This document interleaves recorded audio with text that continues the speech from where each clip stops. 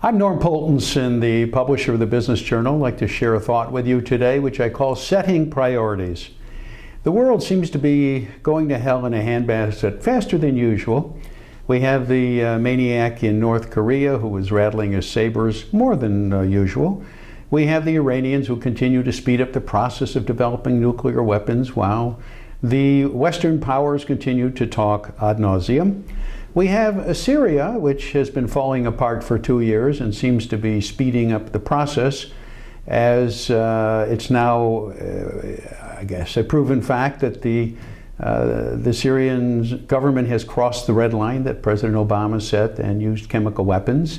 And the Israelis in the last couple of days have decided they're going to take out some of the armaments that are going to Hezbollah passing through Syrian territory.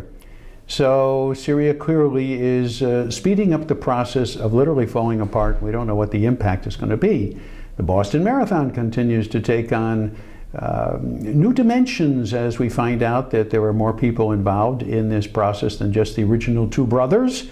Benghazi, 8 months later, is suddenly coming to light as we call them whistleblowers, but those who were involved in the action that night are finally coming forward to share their story, and it appears not to be the same story that's been coming out of the DC belt, which is that there's nothing we could have done that evening to help those who were killed.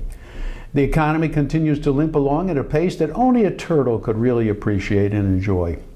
And of course there's Obamacare, which just last week the Max Baucus, who heads up the Democrats in the Senate, who led the charge and actually brought the legislation forward on Obamacare, now calls it an impending train wreck, as does Harry Reid, the head of the Senate for the Democratic Party. Goodness me, the world is certainly coming apart. So what's on the president's agenda, you might ask? Well, the only thing I can find are abortion, guns, and gays. Just last week, the president reached out to Jason Collins the very day, and in fact within a few hours of his announcement that he was coming out of the closet. The first NBA player to so announce. The president said he showed great courage in doing that. It was interesting because on the same day, the Benghazi whistleblowers came forward saying that they were being harassed by the State Department and other governmental entities not to tell their story. I would have thought the president would have reached out and said, let me offer you career protection. Just come forward and tell your story and share it with the American public.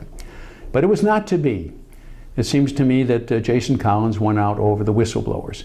But anyway, this all brings us back to the question of setting priorities, and it's clear what President Obama's priorities are in his administration. This is Norm Poltenson. Just wanted to share a thought with you. Thanks for listening.